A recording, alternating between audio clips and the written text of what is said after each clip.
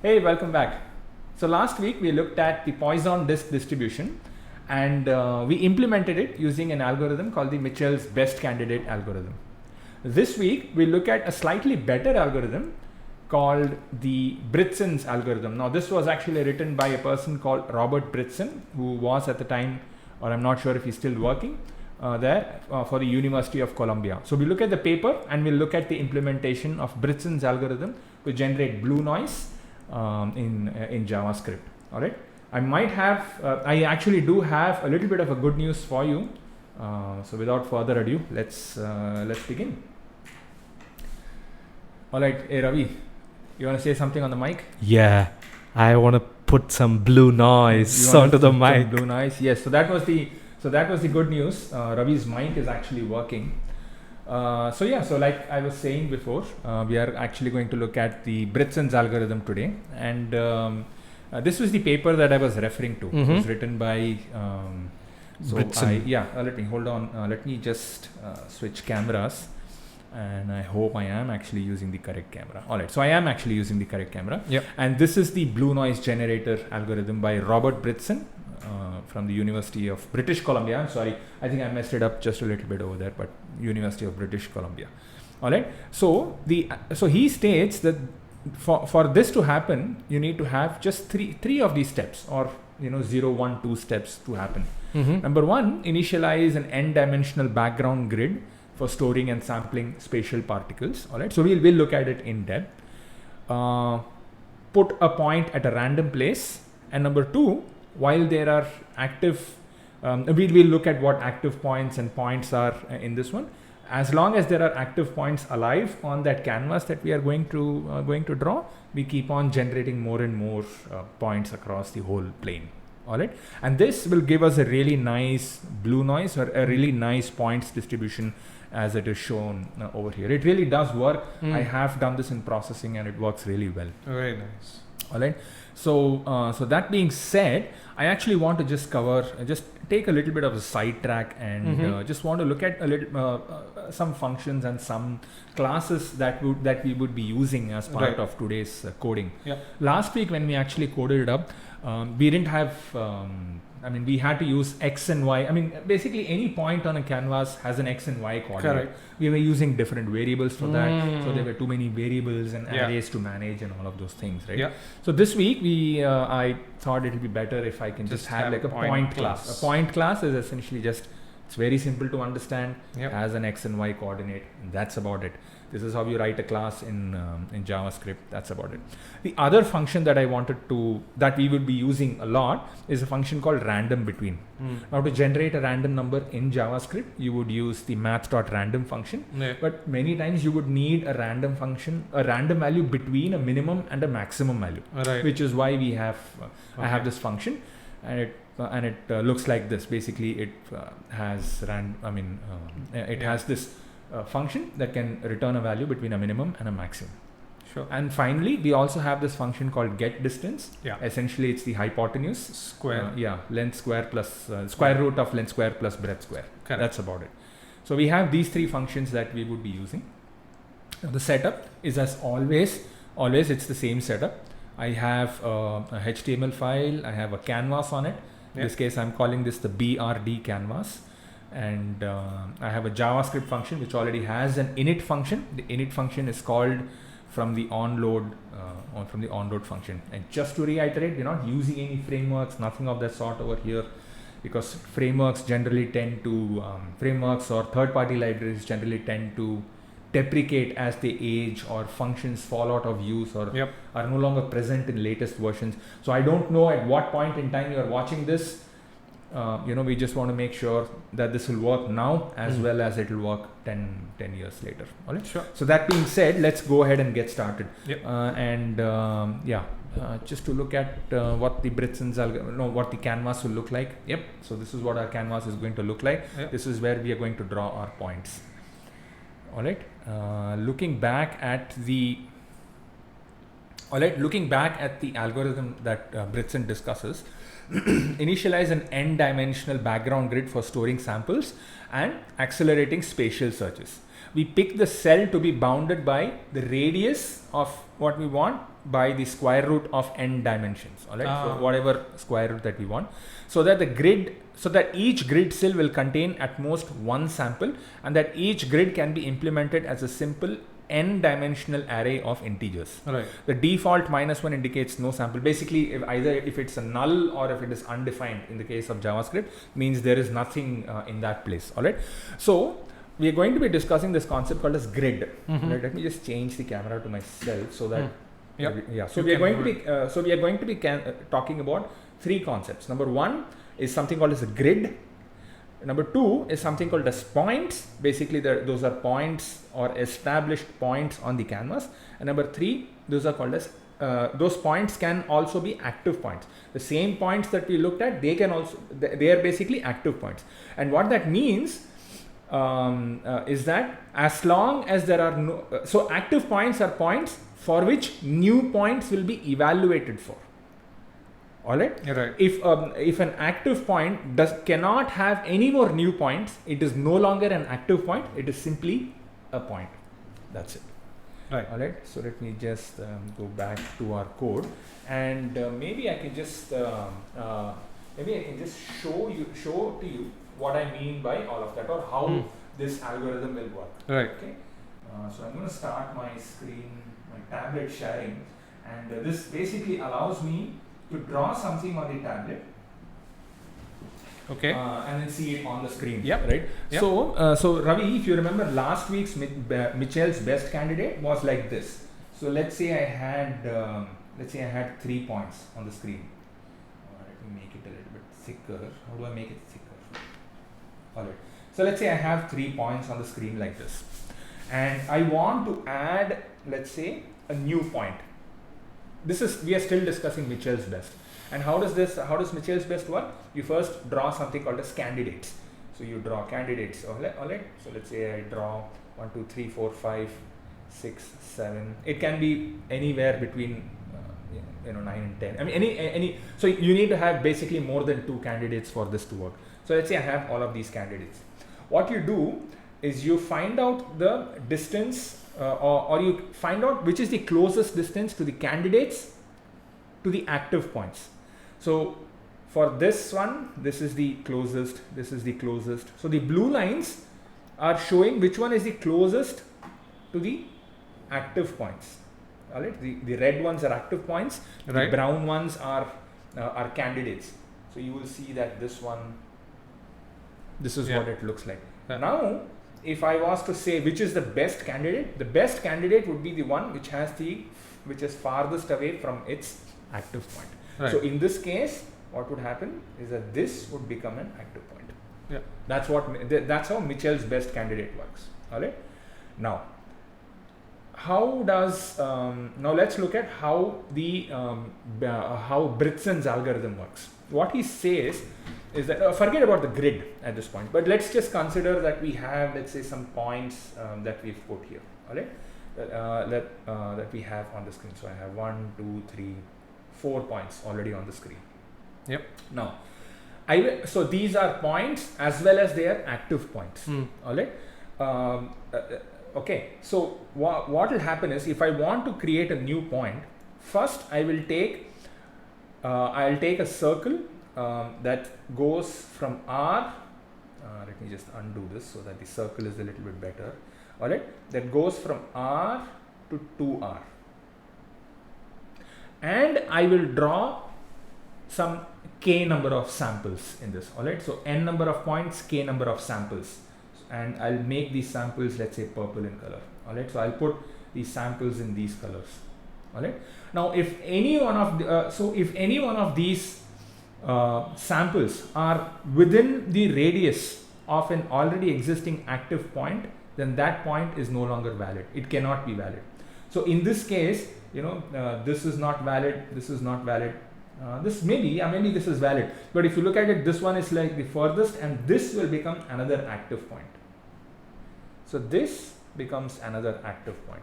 So now we have 4 active points over here. All right, so because we are generating new points within the R between radius and Twice twice the radius. Okay. And if any one of those points generated within that are away from other existing active points, Right.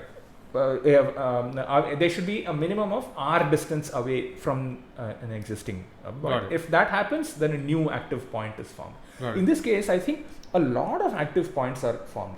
Yeah. This one might not be active, so I'm going to go ahead and cross this off.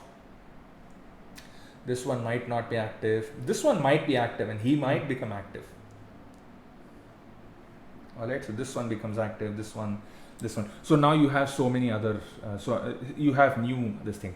So in the next iteration, you once again start from another, point. Let me take a different color, or let me take this color. Alright, let's say you want to draw a new point. So let's say I want to make this. So I'll start from here to 2r, and I will put so many other points over here. Alright, and you will see that this is not valid. Maybe this is valid, I don't know, but this is definitely not valid because it's close to this point and all of those things. This one is actually easier coded than I would say explained. So But what is R again here? R is a random, R is an arbitrarily chosen value. Alright, it basically means each circle needs to be this much away from the next circle, or each circle must be away from the next, or each point must be away from the next point by so many different Okay. values. Okay. Alright, so that's what it means. Oh boy. Okay.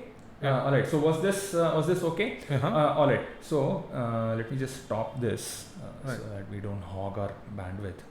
Right, I'm going to close this, and that's what essentially we are going to be coding. Okay. And so step one, initialize an n-dimensional background grid. Yes. So Yeah. where does this grid thing come? Alright. Uh-huh. So remember how I was showing you that, how I was showing you all of these points and everything. Damn it. Let me just share the screen over here. Once again, I'll just share the screen. Alright. So remember how I was showing you these points. Alright. So how does each point over here, let me just mark this by a different color. Alright. So basically the grid is to show these points that I'm generating. Just make sure that I'm comparing it against points within this particular grid. And I mean basically so the new points that I'm generating, do you want me to start with the new, let me just start with the new, alright.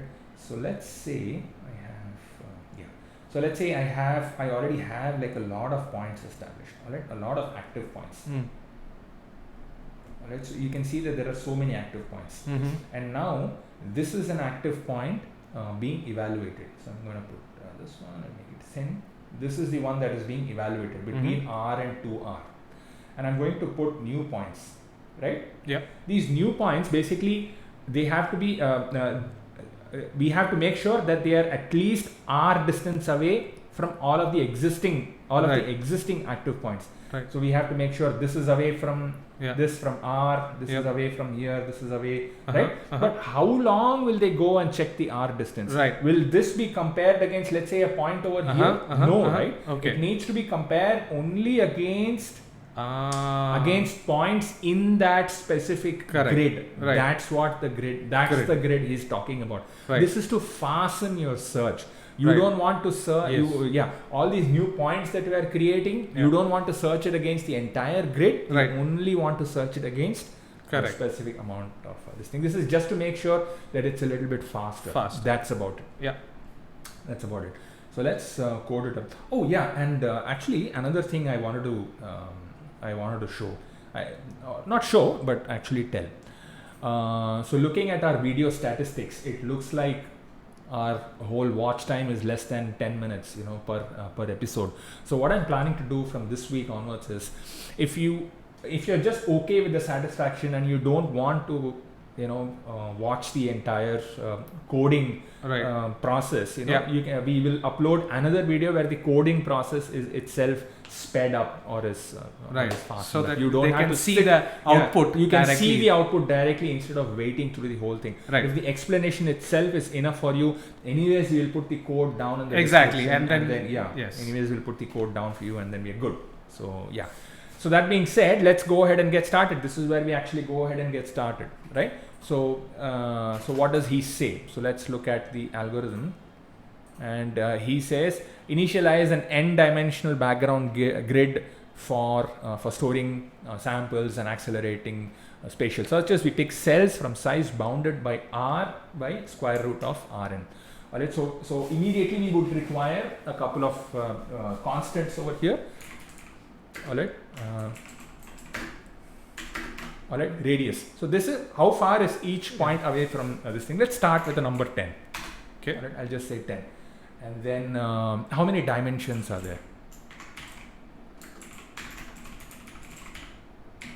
This is the n that he was talking about. Actually, it's just n dimension. It's just 2 dimensions because we are putting it on a canvas. Right. Yeah. So if you want to do Poisson distribution on 3 dimensions, I think this number would go up to 3. Yeah. All right. Now the another thing is, let's look at step number 2. All right. While active list is not empty, choose a random index from it. All right. Choose a random index from one of those active points. Right. Generate up to k points chosen uniformly from spherical annulus between radius r and 2r around that active point xi.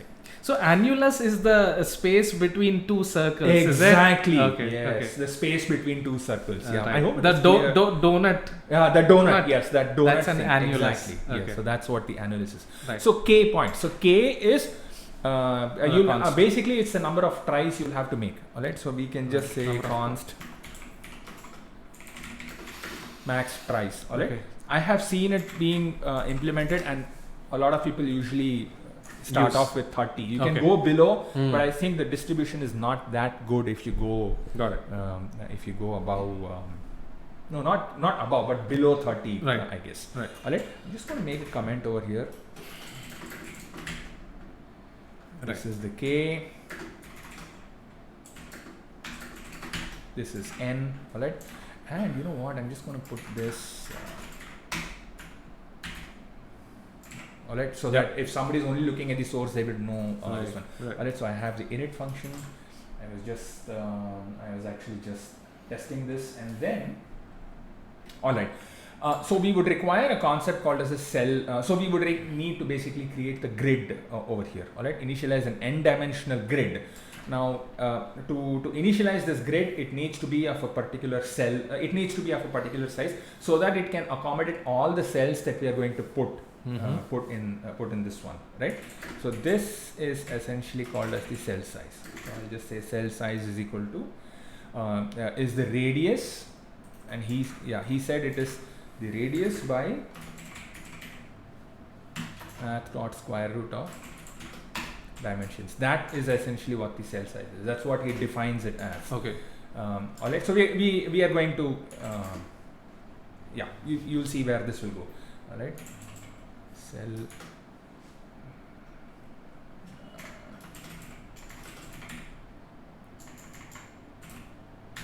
I'm going to call it cell width, and this cell width would essentially be it would be the size it would be width by the cell size. Okay, and just to make sure that we get a specific value, we're just going to put it like this. And then you will also have the cell height. The cell height by the cell size. So this is essentially the dimension of the 2-dimensional array. I'm also going to need to declare the grid. I'm just going to call it the grid, and this will be an array. Just going to keep on pushing all the cells over here. So what does this mean? I'll just say for where I is equal to 0. I less than cell width plus plus. Alright, and I can say the grid of I is equal to, it's also an array, basically it's a double dimensional array, and I'll have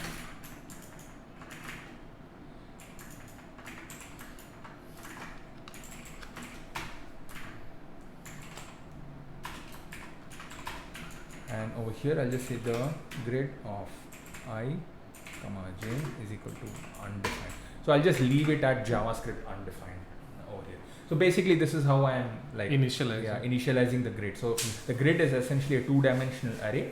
Every time I create a new active point, I would be inserting something into this grid, and this would be primarily used to find out where my surrounding grid partners are. All right.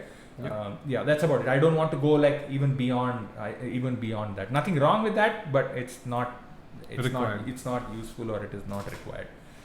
Alright, so now we can actually go ahead and start creating the points. Alright, so I'll create something called as the points array is equal to this one.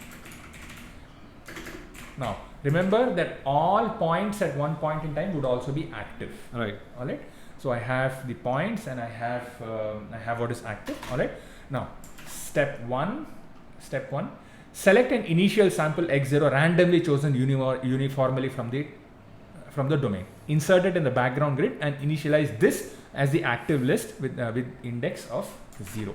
So basically we need to create a random point.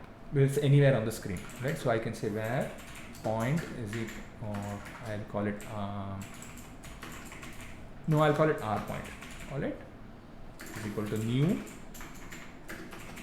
point of, we just discussed what this point is. I mean, it's basically the point class that I'm using. All right, and it requires an x and a y. So I'll just pass an x and a y. X and a y would be random values. So I'm just going to say random between 0 comma the width of the screen, right? Yep. And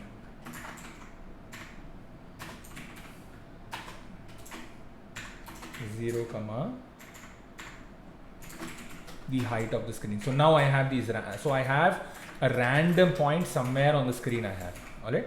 So he says you make this into the, you put this into the points. So I'll say points dot push point. All right. So now I have, this also becomes the active point. Yeah.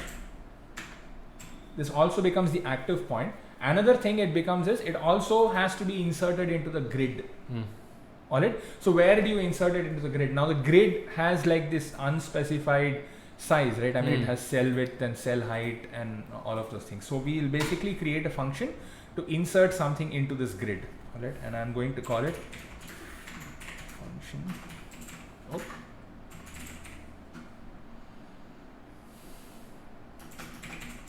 Insert to grid. Insert what? Insert a point.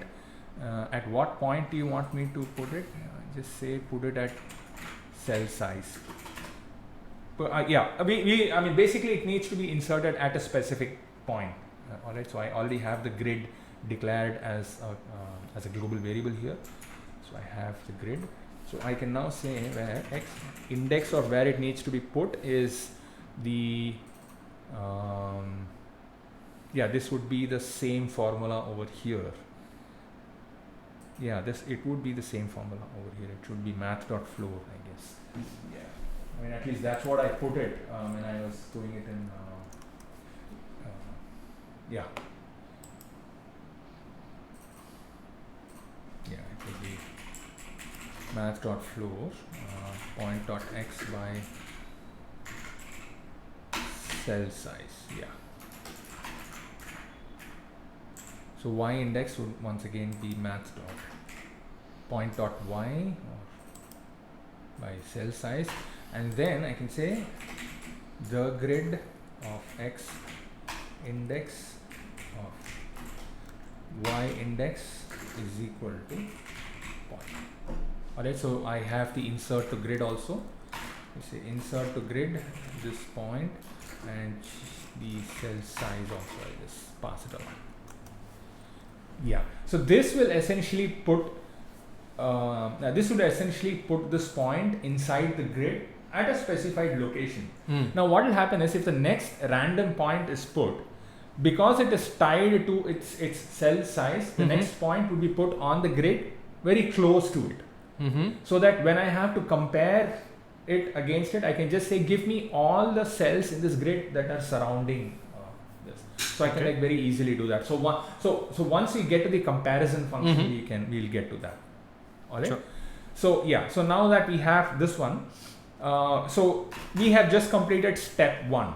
All right. So this is, so I can like maybe I can just start marking. All right. So this is step 0 as per this thing. This is step 0. Then this is step 1, and now we have step 2.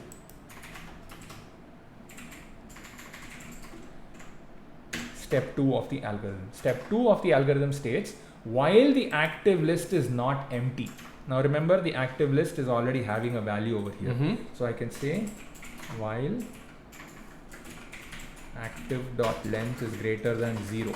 Alright. So yeah, I mean it will at some point in time become length equal to 0, because as and when more points cannot be added to that point, it will stop remaining an active point. Once it stops remaining active point, we'll remove it from the active list. Right. All right. So while so active this thing, then we can take like a random point. All right. So yeah. So while the active length is greater than 0, all right. So what he says is that choose a random index from it, say I. All right. So we'll say that random index is equal to random between 0 comma active dot length, length. Yeah. All right. So random index between, so choose a random index between among any one of them. Now random index is of course going to return a float. So I'm going to go ahead and convert it into a parseInt. All right. So I have this parseInt happening over here. Next, he chose generate up to k points uniformly chosen between a spherical annulus between radius r and 2r around that point. So now we have a random index. We can get the random point around that time. Yes, where random point is equal to active of random index. So now I have the random point also at that location. All right. So say I'm going to have a variable here called found, and you will see while why I need this over here. I'm just going to make it found is equal to, should I okay, all right, we will get to it. All right. So k number of tries. What is k in our case? K is the max tries for I is equal to 0, I less than max tries I plus. All right. Yeah. So now that we have this one, we just have to make sure that we create a random point anywhere in R to 2R. Right. Okay. So let's say I have should I do this over here? All right. So let me just start this, and I can just go back.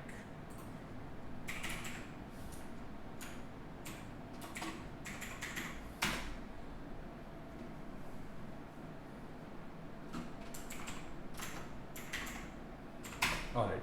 So I'm just going back to the drawing. And I just want to show what I mean by that. So let's say I have a point, an active point here. All right, I have an active point here. So I have to draw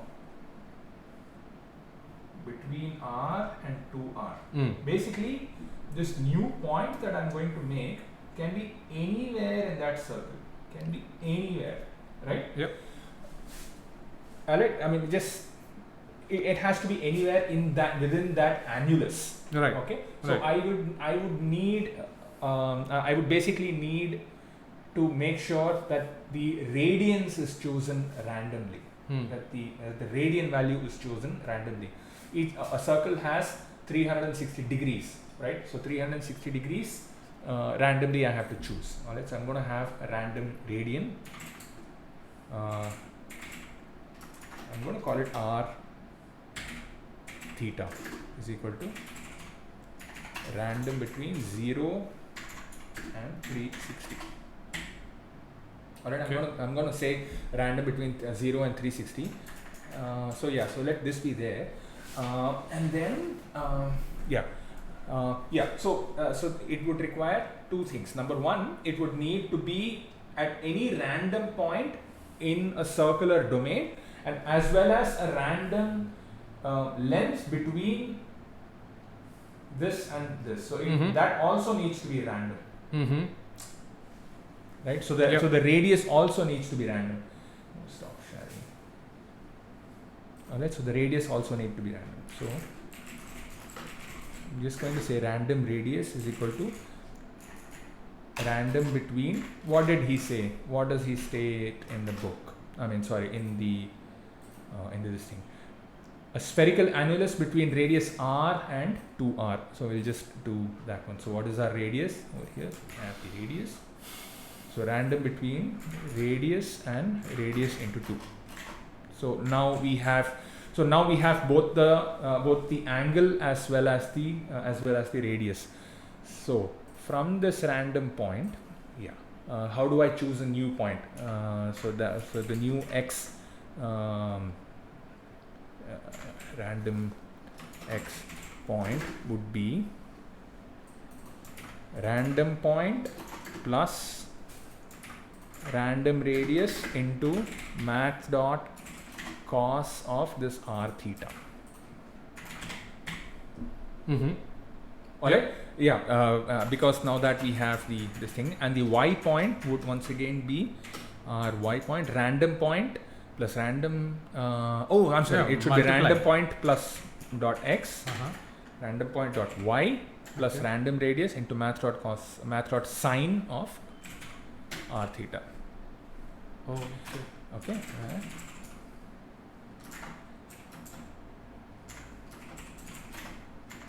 Is equal to new point of rx point comma ry point. So that's how this is going to be. All right. So now I have the random point. Now what I need to do is find out if this random point is eligible. Okay. Find out if this is eligible or if it is okay to be actually put. Before I do that, I'm just going to say found is equal to false. All right, and so if this is a valid point, basically nothing should. It should not exceed. It should not be near any one of the other points that we are talking about. So what's a valid point? All right, so let's create a function here called is this function if this point valid.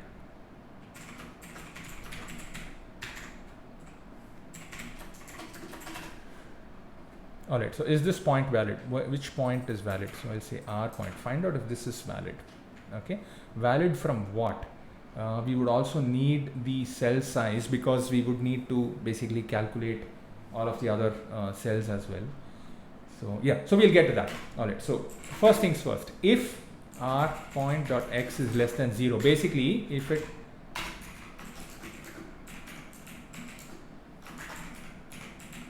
it exceeds the canvas dimensions. Canvas dimensions, right? Return false, right. I'm going to reword it. Is less than 0 or r point dot y is greater than r point dot x is greater than the width r, or if r point dot y is less than 0 and it's either the top, or r point dot y is greater than height. If any one of these things happen, then this is not a valid point. I'll just say return false. At the very end, I'm just going to say return true because it can.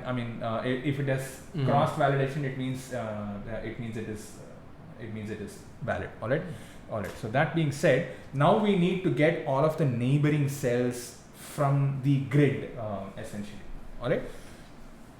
Now to do that, I'm just going to be passing the cell height and the cell width also, or do I just calculate it from the cell size? Let me just pass it along. Alright.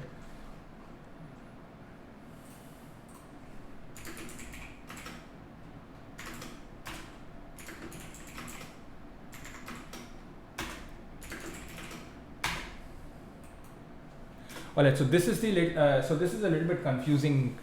This was a little bit confusing even for me. But essentially, what we are doing is we have this grid. We just need to make sure that we get get some points from surrounding the grid and compare the radius of all of them. That's about it, actually. All right. So yeah. Yep. Yeah. So x. So we'll create something called as an x index, and yeah, that would be the new R point. All right. So just so that we don't confuse this R point with that R point, should I rename this variable?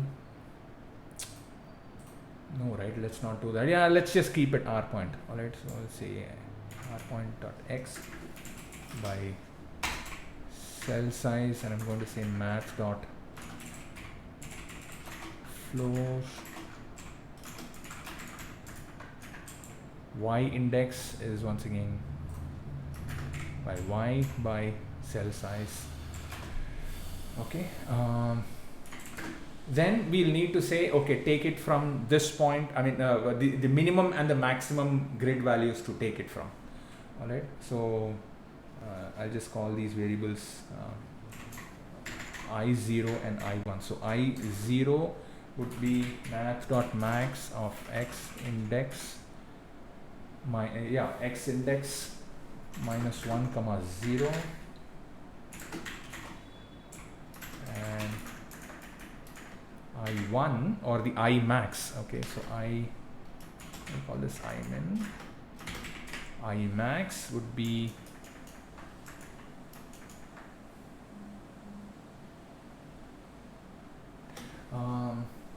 so max would be plus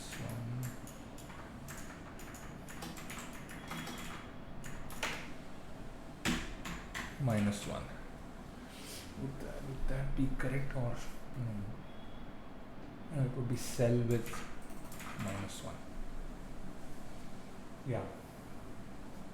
So each cell width, I mean, basically I'm saying go up to each, I mean, take it from this index to cell width, or whichever is greater. Yeah. The same goes for the J min also. I'm just calling it J min, and it would be y index. Alright, so now I have this one. So I can now say for I is equal to I min, I less than I max, I plus plus. For J is equal to J min, J less than J max, J plus plus, and I have this. Okay, so I have both the J and this thing. Okay, so if the grid of I comma J, if there is a value, I mean, if the grid of this thing, if this exists, and if the distance, I'm just going to put this in a separate.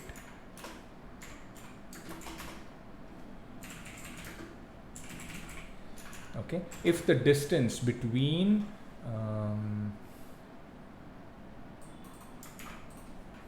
r point dot x comma r point dot y comma the value at this grid x, all right, this grid dot x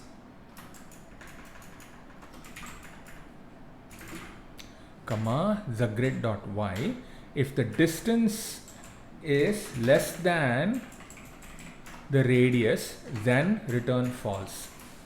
Okay, this is where we are comparing the distance. So if the distance, so remember that the grid is going to basically contain the points that we add over here. All right, so we're going to do an insert to grid. Every time we find a point, we'll insert it also into the grid.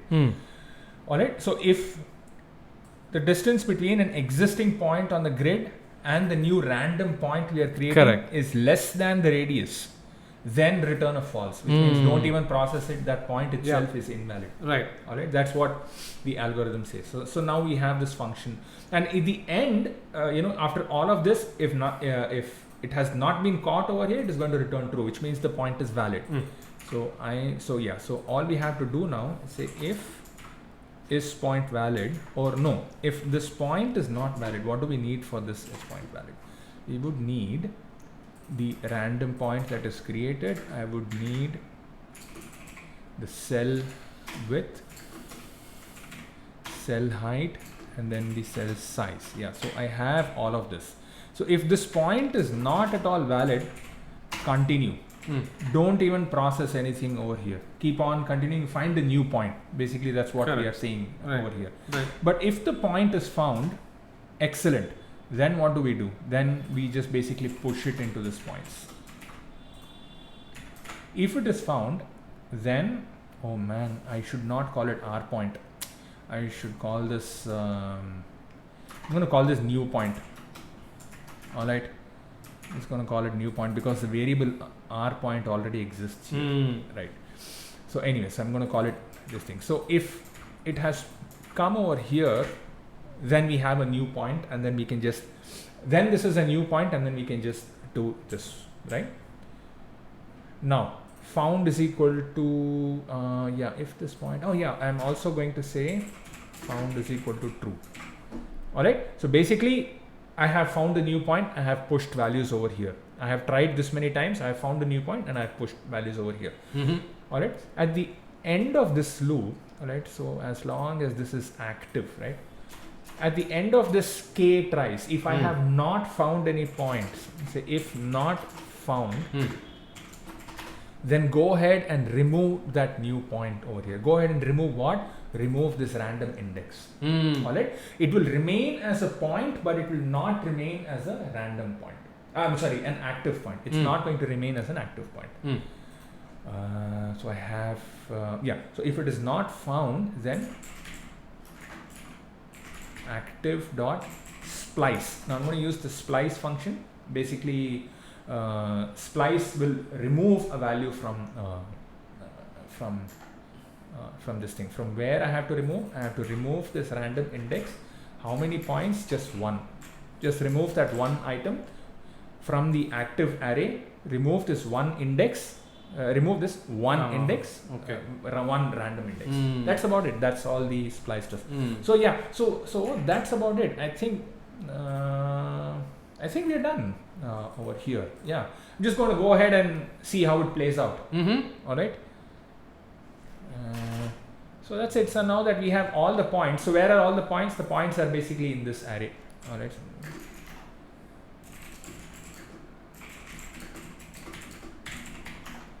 All right. So all our points will be here. I'm pushing a random thing, random. Keep on pushing it. All right. So I can say for point index in points. I mean, it's basically an index, not this thing, right? Oh.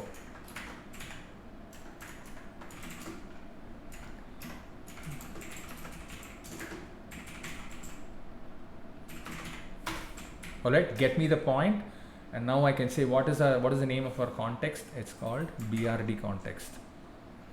I can just say BRD context dot begin path, which will start to draw.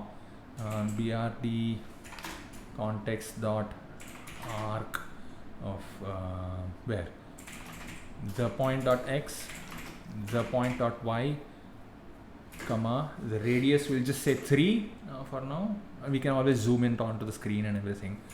Start angle 0, end angle would be math.pi into 2, comma, clockwise or anti-clockwise, I actually don't care, just say 2. Then I can say BRD. So BRD context dot fill. All right, this should actually do it. Let's see what it looks like. Obviously we have errors. Uncaught reference point at line 40. Let's see. Oh, it's called R point. I'm sorry. I have to insert R point into Correct. this. What else? Random index is not a function.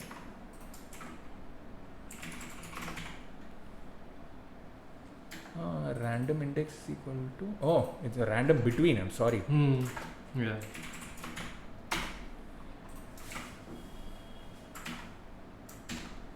Ooh, yeah. Yeah. Nice. Right. Hold on. Let me just change the background of this one.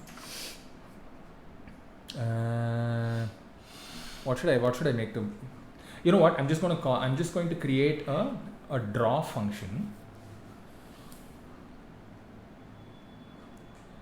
Where is it, man? Okay. So I'm just going to create a function called function draw, and then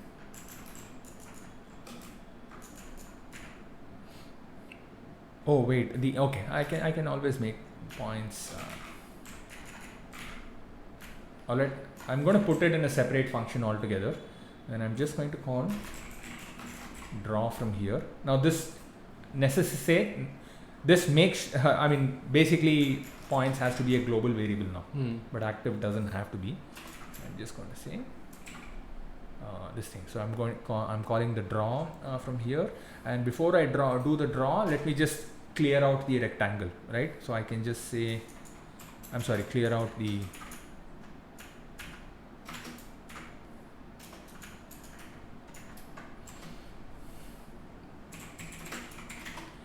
fill rec 0, 0, width, height. Fill. I can say BRD context dot fill style. I'll make it white, huh?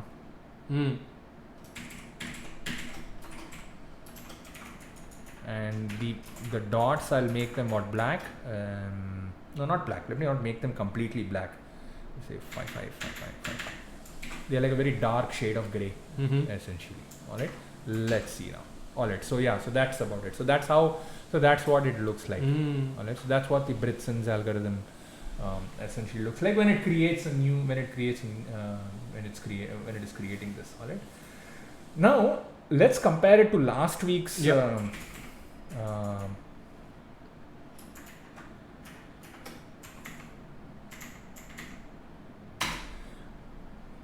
Alright, so this is what it looked like last week.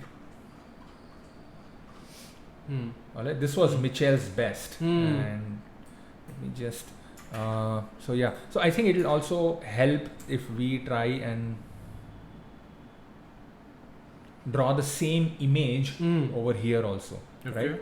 You think I should do that? Alright, so first things first, let's make it a little bit more crowded, because you can see how crowded this is. I'm going to make it exactly like that. So let's make it a little bit more crowded. So I'm going to say radius 5. Okay, 5. And I'm going to reduce these.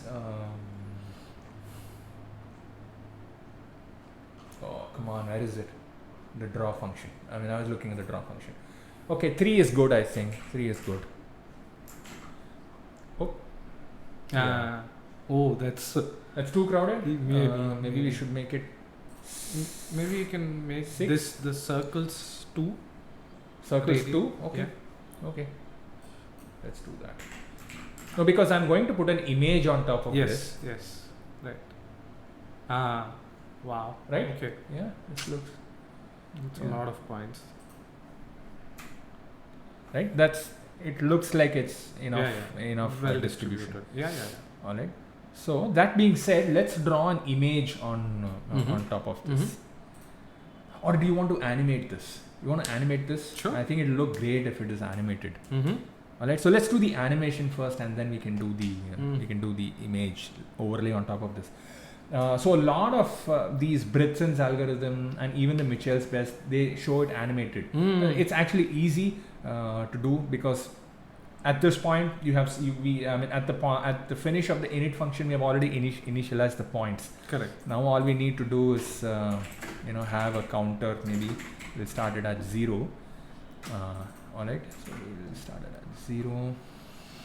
I'll move this over to the before draw. I mean, basically the clearing of the background, I'll move it before the draw, and the draw should only be concerned with drawing each single point over and over again.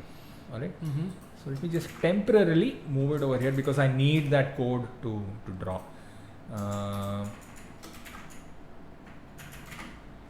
So the point is equal to, what was the name of that variable we gave? Index. Did we call it index or what? Counter, CTR. Of CTR, begin path, draw. Yeah.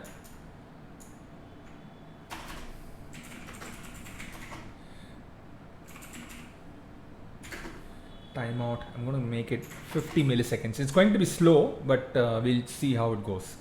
All right. So the draw is called the count, and then we have a counter variable. Say counter plus plus. All right.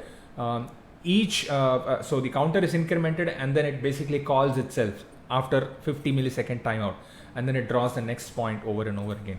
We'll just make sure that if CTR is less than points dot length, I mean, if counter exceeds points dot length, we'll just say return. Don't process anymore. We're basically done animating the disk. All right. And if that is the case, we don't need this anymore. All right. Let's see what it looks like. Wow. Now 50 milliseconds looks like it's a little bit. Going to take a lot of time. It's going to take a lot of time. Especially with the radius that we have. Yeah, that we gave. So just say 5 milliseconds. Fine. Yeah, that's fine. Yeah. Yeah, this is. Yeah. Okay. So basically, this animation that you're seeing, it's the order in which the points were created. Yes. Points were created. Right. Yeah. So this is what it will look like, if it is basically. So if we increase the radius, the spacing will be more. If we increase the radius, the spacing would be more. Yeah. Okay. Let's increase the radius and see how quickly it will draw. So I'll say, let's say 12. It'll be very fast. Yeah. It'll be very fast. Yeah. It's able to. Yeah. Perfect. But so interesting that just by changing the radius, we still get such an even distribution. Such an even, but still random. It's That's still why random. this is called as blue noise. Right. That's why this is called very blue noise. very interesting. Very nice algorithm. Yeah. So I've changed it back to 5 because now I intend to draw the image on top of this one. All right, and I'm hoping that I remember the code from last week, how to draw an image and all of those things. So now I have I basically have the same image with me. So what I'll do is now I have this draw function. I load the image over here, or let me just take it from last week. Yeah. What do you say? Just take it from last week.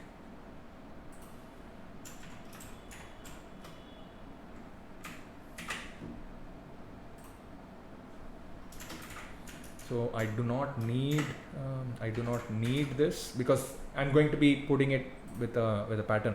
Now this mountains.jpg already also exists in the current directory. Now so that image.onload, instead of start drawing, I'll say draw. Call the draw function on. Okay. So this will call the draw function when the image has finished loading. Okay. So that's what it'll do. What so is that an image? Yeah. Okay, An image declare has to be a variable that we'll have to declare. Right. So let me put it here. Basically, yeah. So we'll have to just create that variable. Now we have the mountains.jpg. Call the draw function. So what did I do? So I'll have to create a pattern. Yeah, so I'll have to basically create this pattern and then do this one. So yeah, so on load, instead of doing this, let me say on load is equal to function. I'll basically call a function. Nice. And I'll say pattern is equal to this context dot create pattern of the image. Say no repeat. BRD context dot fill style is equal to pattern 1 and then call draw. Correct. Alright. Now let's see what it looks like. Of course it failed. Cannot set property SRC of undefined at init. What does that mean? It's undefined in the start, it's saying, right? So what was it? Should it be defined as some? Oh yeah. I'm sorry. I think it needs to be initialized as an image. Right. Yeah, I like this. Right. Correct.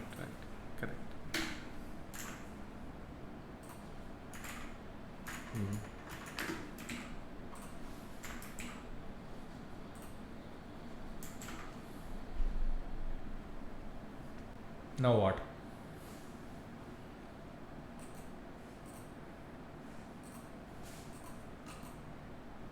Did it Oh, you know what? Yeah, no. It is drawing it, but at that spot on that spot there is no image. I mean, wherever it is drawing, it is there. The image is not there because we've said no repeat, right? What happens if I say repeat? Now let's see what happens. Okay. See, the thing is, there is so you can see it was actually drawing. Okay. You can see that it is now. I mean, it was drawing these points over here, but the image isn't there because I've given it a no repeat. Right. That's why you couldn't see it. Oh wow. Yeah. Okay. Now, anyways, I have now given repeat. Now let's see what happens. Sure. And basically, it should repeat the image over and over again. Yeah. Okay. So it should draw everywhere. Right. All right. Yeah. Yeah. So that's about it, man. So how it takes how does it find the colors from the image? So that's the most beautiful thing about this pattern, right? So let's say the image is 300 by 300, right? And and you want to put a dot at 20,20. So it will take the spot from 20,20 on the image and it will put it over there. Okay. So that's what is happening. Now because we gave a no repeat previously, yes, it will not repeat that pattern. So basically it was drawing blanks everywhere else. Right. Now since I've given repeat, yeah. The image is only 300 by 300, but yes, whereas our canvas is 800 by 600. Correct, so it will keep on repeating those patterns over and over again. Okay. Yeah. So you can see how this is a much better algorithm than what we saw last week, right? So we'll just let this complete, and meanwhile I can load last week's Mitchell's best, and let me just zoom in on the Mitchell's best, and you can very clearly see why. Okay.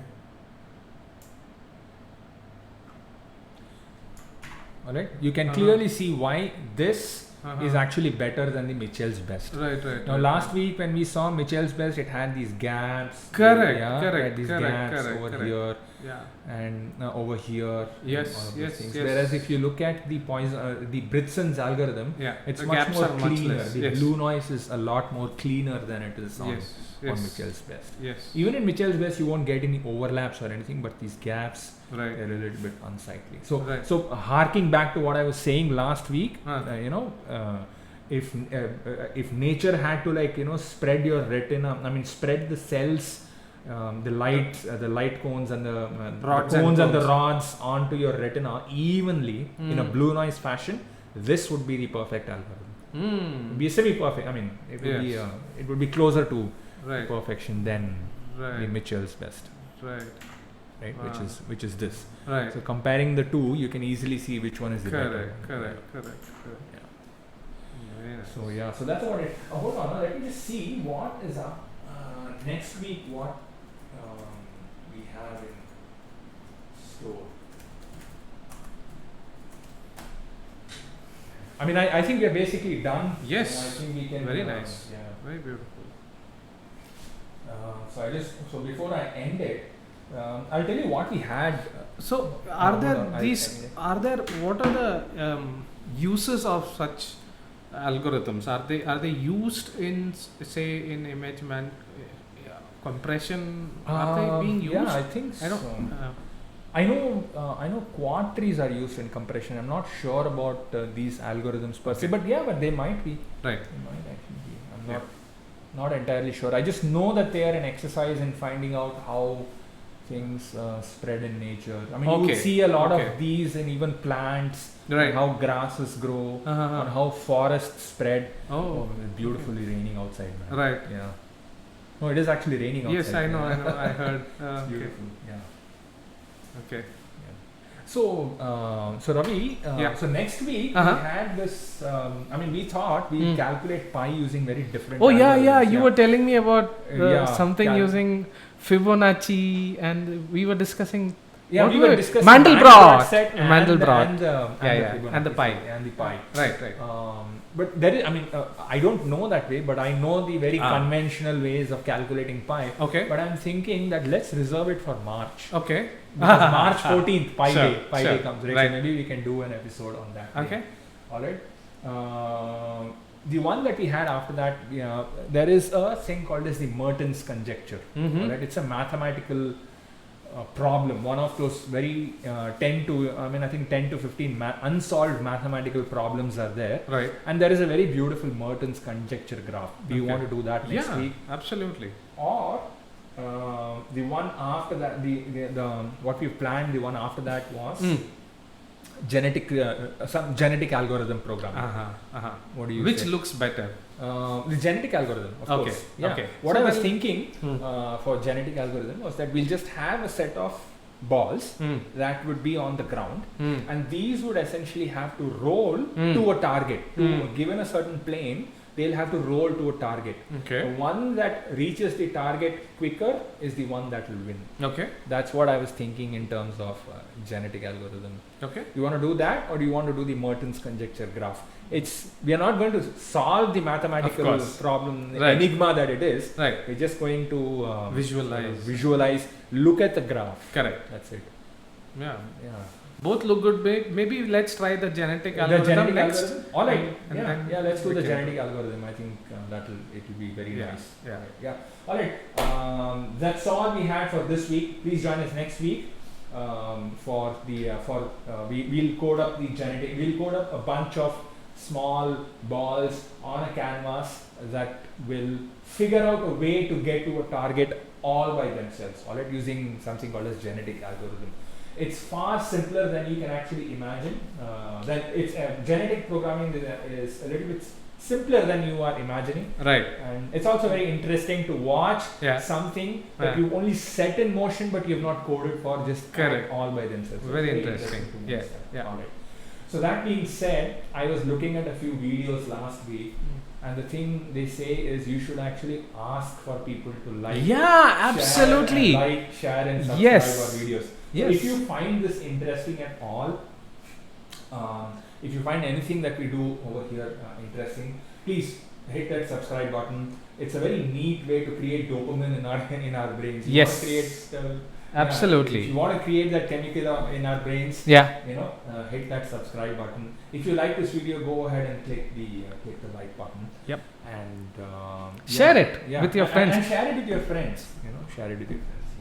Yeah. These might be actually interesting projects for people to look, because we share the source code as well. Yeah, we share the source code as well. So we upload this on GitHub. Everything is linked down at the bottom in the description. So you can go ahead and look at them. Yes. Yep. Yeah. Great.